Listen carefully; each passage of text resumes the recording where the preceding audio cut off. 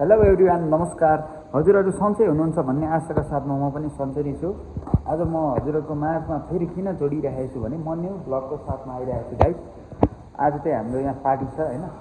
यो डस्टबिनमा कसले ढकन्न हालेको? डस्टबिन ढकन्न हाल्नु त। पार्टी भइरहेको छ हाम्रो यहाँ। पार्टी सानो पार्टी आज छ हैन। अब त्यसको लागि रेडी गरिरहेको छु। मेनु देखिहाल्नु हो। अब यहाँ हाम्रो पार्टी चाहिँ सानो यहाँ चलिरहेको छ। अब हामीले यहाँ खाना निकाल्न लागिरहेको छौँ। हाम्रो साथीभाइहरू मिलेर हामी सबैजना काम निकालिरहेका छौँ। अब यहाँनिर यस्तो अवस्था छ हैन। यो चाहिँ हाम्रो पार्टी हलको ठुलो किचन हो हैन। अब यो ठुलो किचनमा चाहिँ हामीले खाना निकालेका छौँ। यहाँनिर हाम्रो क्षति भएन। पार्टीको ब्याकग्राउन्डहरू गर्नेसँग यस्तो छ। अब यहाँनिर पार्टी गर्नेछौँ। अब यहाँ पार्टी हुन्छ हाम्रो। अब म तपाईँलाई पछाडिको क्यामेराबाट सरेर देखाउँछु हैन। अब हाम्रो रेस्टुरेन्ट किचनमा, आलाकार्ट किचनमा कति क्षति भयो, के भयो हैन, सबै म तपाईँलाई देखाउनेछु हैन। त्यहाँनिर अब म जाँदैछु। म पछाडिको क्यामेरा फर्काउँछु सरेर हेर्नु है त। ल गाइस, अब हामी जाँदैछौँ। हाम्रो साथीहरू यहाँनिर बोल्ने शब्द छैन, निशब्द हुनुहुन्छ उहाँहरू हैन। के बोल्ने अब हैन। अब हामी खानाको लागि रेडी गरिरहेका छौँ। हाम्रो साथीहरू एकदम उपारमा बसिरहेको छ हैन। त्यो ठाउँ चाहिँ यो हो।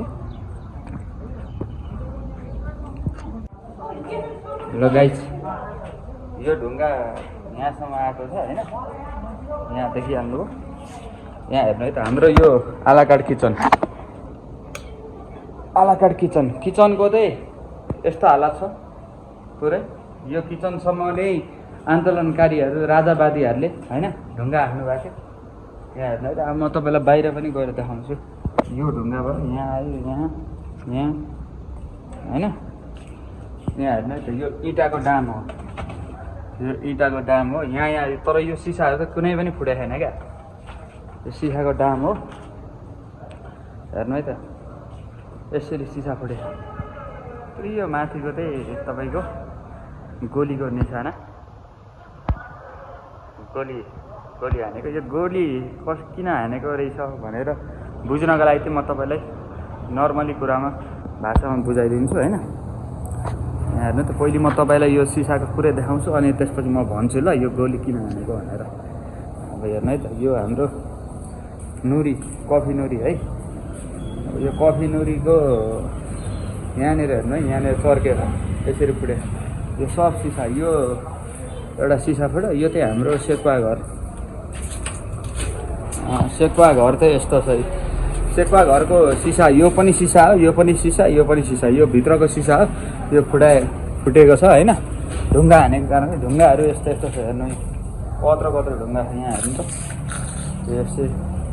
यस्तो तरिकाले छ ढुङ्गाहरू। यो पनि सिसा पुरै फुटेको छ। छेउछेउको अलिअलि हेर्नु है। यो ग्यासवाला सिसा हो। यो अलिकति चोट लाग्नु बित्तिकै ड्याङडुङ फुटिहाल्छ। यो हाम्रो ग्यास कन्ट्रोल हो हैन। रक्सीहरू पनि छ। अब हाम्रो यहाँनिर मेनु यो ग्यास भयो, बार भइहाल्यो हैन। बारहरू हो। यस्तो तरिकाले भएको थियो। अनि तपाईँको बाहिरबाट ढुङ्गा हान्नु हुने चाहिँ यो हाम्रो आलाकार्ट रेस्टुरेन्टमा बसेर खाने ठाउँ हो। यो सिसा भयो, उतो सिसा भयो, उतो 4वटा सिसा यताको। अनि ढुङ्गा हान्नु भएको चाहिँ बाहिरबाट, यता बाहिरबाट हेर्नु है। बाहिरबाट ढुङ्गा हान्नु भएको। यहाँ पुरै सिसा थियो। उहाँ परसम्म सिसा थियो हैन। सिसा थियो। यो सिसा पुरै भत्किएको छ क्या। यस्तो गमलाहरू यस्तो गरिदिएको छ, रुखहरू हैन। अब तपाईँलाई म भन्नु खोजिराखेको, त्यो गोली किन चलेको भने त यो भ्यासहरू छ नि, यो पारीबाट ल्याएर पारीको मान्छेहरूले यहाँनिर आगो बाल्नलाई यहाँ रेडी भइरहेको थियो। यहाँनिर आगो हैन, यो पनि आगो बलिरहेको थियो हैन। जब यहाँ आगो बाल्नलाई रेडी भएछ, यो पुरै काठको हो क्या। फेरि यो पुरै जलेर ध्वस्त हुन्छ हैन। यतासम्म पनि हेर्नु नि, यहाँ फोटो खिच्नेसम्म साइकलहरूको कस्तो जान्थ्यो। अब यहाँनिर हामीहरू यो भनौँ न, यहाँ कुर्सीमा बसेर यस्तो गरेर बस्दाखेरि त यस्तो देखिन्छ हेर्नु है। यो भ्यास चाहिँ किन बल्यो भन्दाखेरि तपाईँको हैन। अब यो झ्यास चाहिँ किन बल्यो भन्दाखेरि म तपाईँलाई सजिलो तरिकाले बुझाउँछु किन झ्यास थियो भने यो यहाँनिर झ्यास थियो यो झ्यासमा आगो बाल्न खोजिरहेको थियो होइन आगो बाल्नु खोज्दै पुलिसहरू उता हुनुहुन्थ्यो होइन अनि यहाँ झ्यासमा आगो लाग्दै ठ्याक्कसित लगाउन खोज्दाखेरि त्यसपछि यहाँनिर यस्तो भइसकेपछि होइन यस्तो भइसकेपछि यहाँनिर उहाँ यो गोली दुईटा हानिसकेपछि अनि त्यसपछि सबजना मान्छे भागेर जडीबुटीतिर जानुभयो होइन अनि यो बन्दुक फायर नगरेको भएदेखि यो रेस्टुरेन्ट पनि पुरै गल्थ्यो होइन